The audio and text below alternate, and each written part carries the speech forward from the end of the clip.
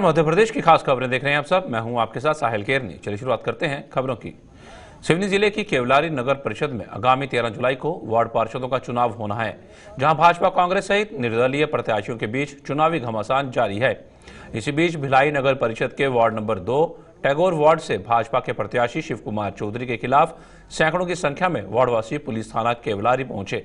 उक्त लोगों ने आरोप लगाते हुए शिकायत दर्ज की है कि भाजपा प्रत्याशी शिव कुमार चौधरी ने वोट देने का दबाव और वोट के बदले नोट का लालच देते हुए एक वोट के बदले 500 रुपए के हिसाब से जबरन पर्चे बांटे हैं। हालांकि पूरे मामले पर भाजपा प्रत्याशी शिव चौधरी पल्ला झाड़ते नजर आए। अब देखना यह होगा कि वोट के बदले नोट बांटने के इस गंभीर मामले में चुनाव आयोग संबंधित प्रत्याशी पर क्या कार्रवाई करता है।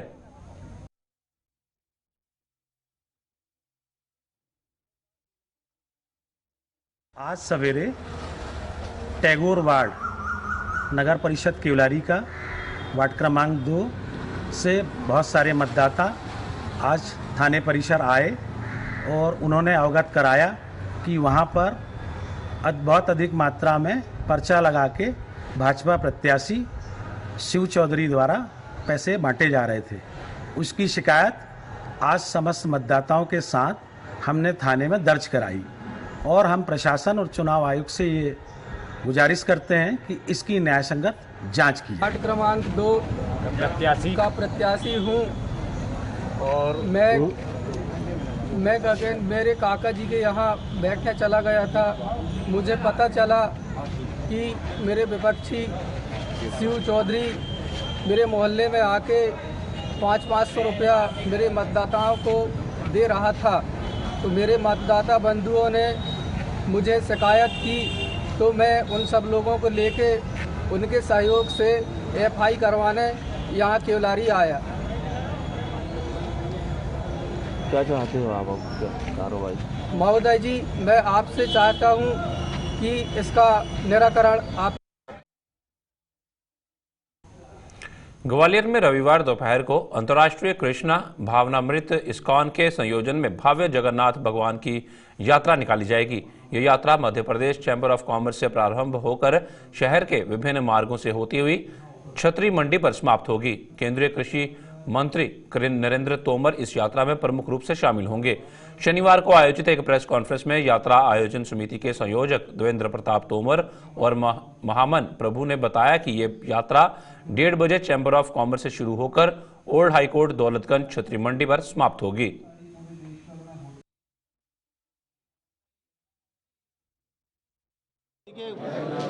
ग्वालियर में ये भव्य स्तर की अगर हम बात करें तो ये पहला अवसर है कि ग्वालियर में महाप्रभु जगन्नाथ जी की रथ यात्रा कल चैम्बर ऑफ कॉमर्स से लगभग 1:30 बजे प्रारंभ होगी। उससे पहले 1 घंटे का पूजन होगा, पूजा होगी, सुंदर कीर्तन होगा, विशेष पूजन होगा और उसके बाद यात्रा प्रारंभ होगी चैम्बर ऑफ कॉमर्स से और वहाँ से जाती हुई दौलतगंज, लश्कर, बाड़ा, हनुमान चौराया, नई सड़क होती हुई छतरी मंडी पे पहुँचेगी। वहाँ ये यात्रा का समापन होगा और इस बीच में कई सारे भक्त हैं जो जगह जगह यात्रा का स्वागत करेंगे, महाप्रभु का स्वागत करेंगे, क्योंकि पहला अवसर है जब भगवान ग्वालियर के भक्तों को देखने के लिए रथ पर सवार होकर निकलेंगे। तो ग्वालियर के लिए भी बड़ी गौरव और सम्मान की बात है कि ऐसा दूसरी बार हो रहा है, लेकिन भव्यता की तरह देखें तो ये पहली बार होने जा रहा है। तो हम सबका आप सबके माध्यम से ये अनुरोध है कि ग्वालियर के सभी निवासी नागरिकगण महाप्रभु के दर्शन के लिए जो नहीं नीचे आ सकते हैं वो घरों पर ऊपर छतों से दर्शन करें, जो आ सकते हैं वो महाप्रभु के यात्रा में शामिल हो। केंद्रीय मंत्री नितिन सिंह जी भी शामिल होंगे? हाँ, उनसे भी कमेटी के सभी मेंबर ने आग्रह किया था कि ग्वालियर में चुनाव का समय जरूर है, लेकिन फिर भी कुछ ना कुछ समय वो निकालें, तो उन्होंने सहमति दी है। वो भी कार्यक्रम में जब यात्रा प्रारंभ होगी तो उस प्रारंभ के दौर में वो शामिल जरूर होंगे। कीर्तन के लिए विदेशी भक्त भी आ रहे हैं और स्वच्छता को लेकर किस तरह का देते हैं? देखिए, इस्कॉन आप जानते हैं कि कई संस्थाएं इस देश पे काम करती हैं और इस्कॉन का जो सम्मान है वो अपने आप में बहुत अलग सम्मान है। हमेशा वो मैनेजमेंट के साथ में अच्छा काम करने की कोशिश करते हैं। स्वच्छता की बात है, देखिए हम कमेटी के लोग तो पूरी ताकत के साथ कोशिश करेंगे कि स्वच्छता बहुत अच्छे से बनी रहे, लेकिन इसमें साथ साथ देखिए, जब तक जनता की सेवा का पूरी ओर नहीं हो तब तक कोई भी काम हम पूरा नहीं कर सकते हैं। तो स्वच्छता के लिए हम जनता से भी अपील कर रहे हैं कि कोशिश करें कि स्वच्छता बनी रहे, हमारे कारण कुछ खराबी ना आए। हाँ, इसमें काफ़ी सारे विदेशी भक्त भी आ रहे हैं, काफ़ी वेस्टर्न ग्रुप आ रहे हैं जो महामंत्रों का कीर्तन करेंगे और डीजे भी आ रहा है। बहुत अच्छी व्यवस्था है ग्वालियर में। मुझे लगता है कि पहली बार देखने को और सुनने को सबको मिलेगा। मैं आपके माध्यम से यही अनुरोध है कि आप सब पत्रकार मित्रों से भी आग्रह कि आप सब परिवार सहित आएंगे तो आपको भी बहुत आनंददायक महसूस होगा। राजगढ़ जिले के नरसिंहगढ़ में ईद का पर्व सामूहिक रूप से मनाया गया। ईदगाह पर सामूहिक रूप से नमाज अदा की गई। ईद का त्यौहार बड़े ही हर्षोल्लास के साथ मनाया गया। बच्चों ने भी एक दूसरे को गले मिलकर ईद की मुबारकबाद दी।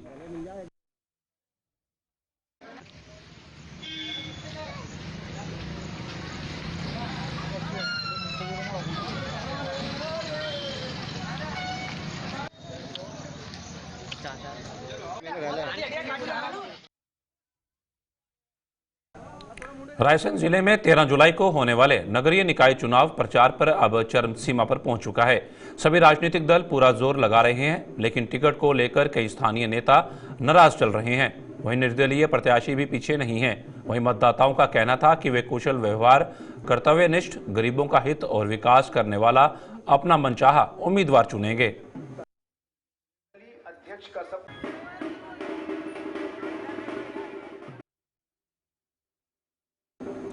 केवलारी नगर परिषद के वार्ड नंबर 2 के मतदाताओं ने भाजपा प्रत्याशी पर वोट के बदले नोट बांटने का आरोप लगाया है।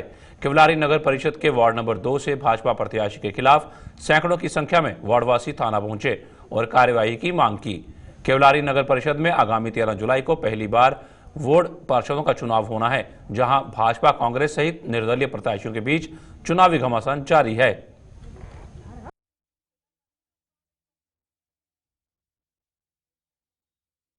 चौधरी 7 बजे आया था और पर्ची में लगा के बोलने लगा और कहने लगा कि 2 नंबर का बटन दबाना और आपका संतोषी करते गाय की शिकायत करने आप, क्या मामला हो गया? ये पैसे नोट लेकर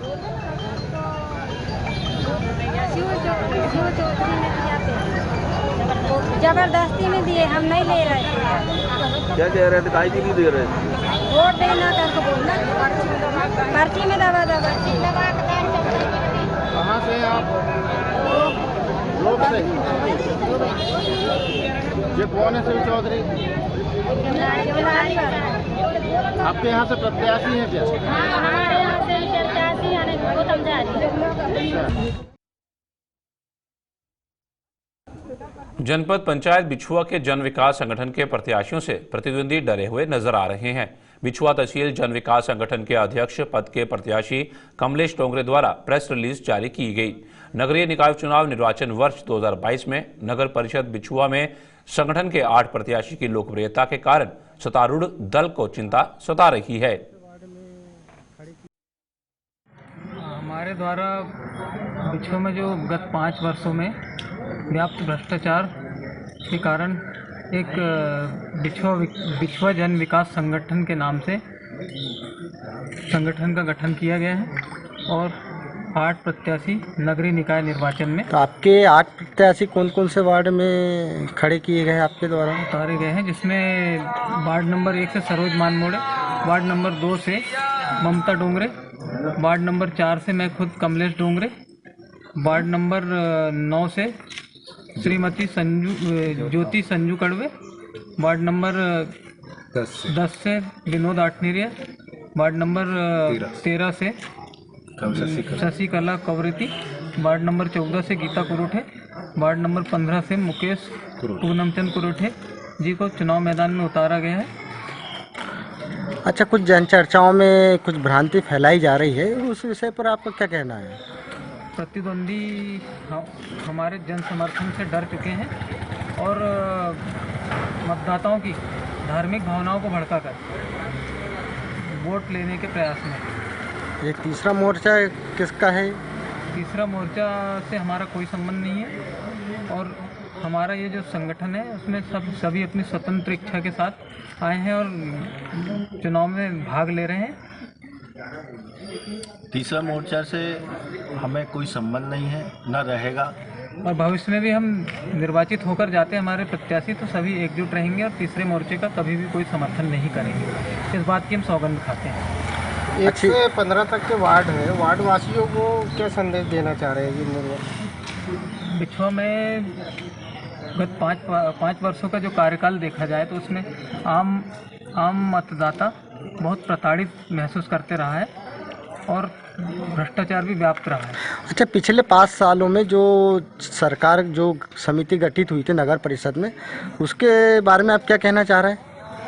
नगर परिषद का प्रथम कार्यकाल था और उसमें सब नौसिखिए लोग निर्वाचित होकर चले गए थे जिनको वहाँ की कार्रवाइयों का कोई ज्ञान नहीं था। इसी का फायदा उठाकर और भ्रष्टाचार हुआ है। इसलिए इस बार हमने जितने भी प्रत्याशियों का चयन किया है 8 वार्डों में वो सभी पढ़े लिखे ग्रेजुएट लोग हैं। औद्योगिक क्षेत्र बोरगांव में एक एवियन की बड़ी लापरवाही उजागर हुई है, जहां औद्योगिक क्षेत्र में कंपनियों में जाने के लिए सीमेंट रोड का निर्माण तो कर लिया गया, लेकिन रोड के किनारे पानी की निकासी के लिए नालियों का अभी तक कोई अता पता नहीं है। जहां अधिक बारिश होने से कंपनी में काफी पानी घुसने से अंदर रखा माल खराब हो रहा है। जहां औद्योगिक क्षेत्र में एक एवियन द्वारा कंपनियों को कोई सुविधा उपलब्ध नहीं कराई जाती। ऐसा ही एक मामला साई शटर कंपनी का है, जहां कंपनी के सामने रोड तो बना दी गई, लेकिन पानी की निकासी नहीं होने से कंपनी के अंदर पानी भर जाता है।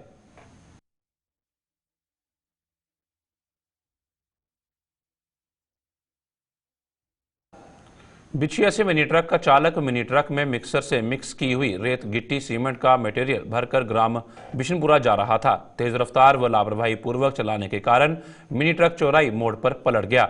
मिनी ट्रक पलटने व ट्रक के नीचे दबने से चालक की मौके पर ही मौत हो गई। मिनी ट्रक में सवार 3 मजदूर भी घायल हुए हैं, जिन्हें नजदीकी निवास शासकीय अस्पताल पहुंचाया गया।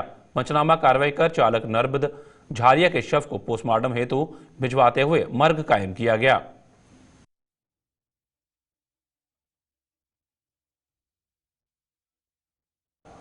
उत्कल समाज समिति भोपाल द्वारा भगवान श्री जगन्नाथ जी की यात्रा बड़े ही धूमधाम से निकाली गई।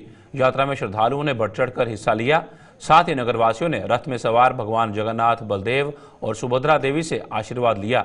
कोरोना के कारण 2 साल बाद भगवान जगन्नाथ की रथ यात्रा निकाली गई है।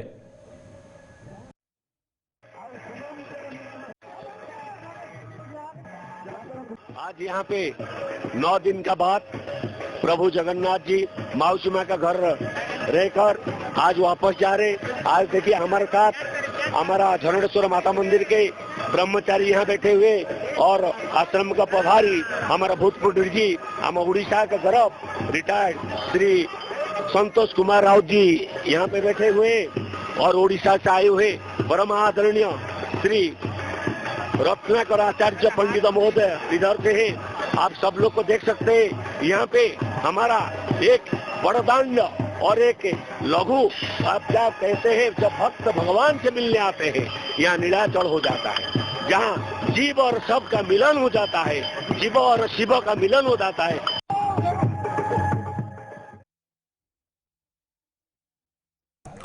चुनावी रंजिश के चलते विवाद सामने आया है। करेली थाना अंतर्गत आने वाली ग्राम रामखिरिया में बीते कुछ दिन पूर्व हुए सरपंच के चुनाव को लेकर विवाद हुआ था, जिसके बाद प्रदीप शर्मा के परिवार द्वारा करेली थाना में रिपोर्ट दर्ज कराई गई थी।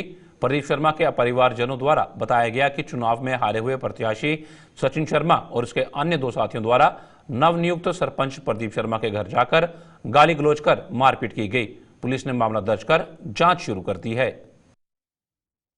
सरपंच चुनाव के बाद वहाँ पे प्रदीप शर्मा चुनाव जीत गए थे। इस बात को लेके सचिन शर्मा के लोगों ने जाके वहाँ मारपीट की, जो हारे हुए प्रत्याशी उन्होंने मारपीट की थी। उसमें एक नेहा शर्मा जी को चोट लग गई सिर में। उनकी रिपोर्ट में 294, 506, 323, 34 और 458 का प्रकरण दर्ज है IPC का। दूसरे दिन फिर सचिन शर्मा की तरफ से भी एक रिपोर्ट दर्ज कराई गई है। उसके भी एक आदमी को चोट थी सिर और हाथ में। उसमें 294, 506 भी, 323, 34 का केस उसमें भी रजिस्टर है। सरपंच चुनाव की बात को लेकर इनके बीच में ये विवाद हुआ। मध्य प्रदेश की खास खबरों में फिलहाल इतना ही। दीजिए इजाजत। नमस्कार।